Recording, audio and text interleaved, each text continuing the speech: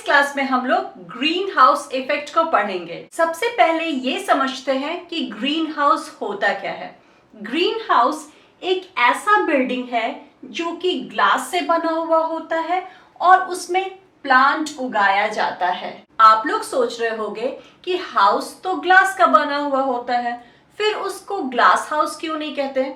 वो इसलिए क्योंकि उसमें ग्रीन प्लांट्स उगाया जाता है, इसीलिए उसको ग्रीन हाउस कहते हैं। ग्लास का ये खासियत होता है कि उसके अंदर सन का एनर्जी तो इन कर जाता है सारा का सारा, लेकिन सारा एनर्जी बाहर नहीं जा सकता।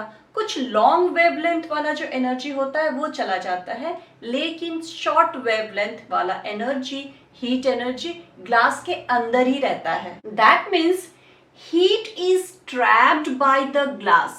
Hence, the temperature inside the greenhouse is higher than outside. चूंकि ग्लास हीट को ट्रैप कर लेता है, इसीलिए ग्रीन हाउस के अंदर का टेम्परेचर बाहर की तुलना में ज्यादा होता है। ग्रीन हाउस के अंदर टेम्परेचर ज्यादा होता है, इसीलिए इसके अंदर ट्रॉपिकल प्लांट्स को उगाया जाता है। गर्म प्रदेश में उगने वाले प्लांट को ट्रॉपिकल प्लांट कहते हैं। जो ठंडा प्रदेश है वहां पे विंटर सीजन में तो और भी ज्यादा ठंड पड़ता है। वहां अगर आपको ट्रॉपिकल प्लांट्स उगाना है तो ऑप्शन एक ही है, greenhouse. Tropical plants are kept warm inside greenhouse during the winter in colder climate. Greenhouse कुछ इस तरह का दिखने में होता है। जिस तरह से ग्रीन हाउस के अंदर सन का एनर्जी, सन का हीट ट्रैप रहता है, उसी तरह से हमारे एटमॉस्फेयर में कुछ ऐसा गैसेस है जो कि सन के हीट को, सन के एनर्जी को ट्रैप करके रखता है। As for example carbon dioxide, methane, water vapour, chlorofluorocarbon etcetera. इन गैसेस को ग्रीन हाउस गैस कहते हैं और इन गैसेस के द्वारा सन के एनर्जी का, सन के हीट का ट्रैप होना ही ग्रीन हाउस इफेक्ट कहलाता है। इस इफेक्ट की वजह से ही हमारा लोअर एटमॉस्फेयर वार्म रहता है। सन के प्रेजेंस में एटमॉस्फेयर का वार्म रहना नॉर्मल है। सूरज डूबने के बाद एटमॉस्फेयर को तो एकदम ठंडा हो जाना चाहिए, लेकिन ऐसा नहीं होता, इसी ग्रीन हाउस इफेक्ट की वजह से। ग्रीन हाउस इफेक्ट क्या होता है समझ में आ गया। अब समझते हैं व्हाट इज ग्लोबल वार्मिंग। देखो, ग्रीन हाउस गैस का काम है सन के हीट को पकड़ करके रखना।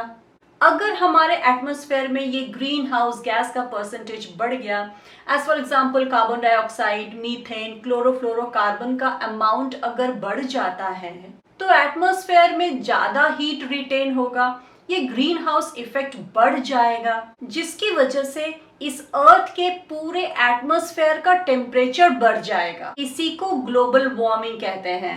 हमारे अर्थ के एटमॉस्फेयर का एवरेज टेम्परेचर बढ़ जाना ही ग्लोबल वार्मिंग कहलाता है। और ग्लोबल वार्मिंग होता है ग्रीन हाउस गैस के बढ़ने की वजह से। That means an increase in green house gas cause more heat to be retained by the atmosphere and lead to global warming। जैसे जैसे ये इंडस्ट्रीज बढ़ता जा रहा है, ऑटोमोबाइल्स बढ़ता जा रहा है, हमारे एटमॉस्फेयर में कार्बन डाइऑक्साइड का कंसंट्रेशन बढ़ता जा रहा है।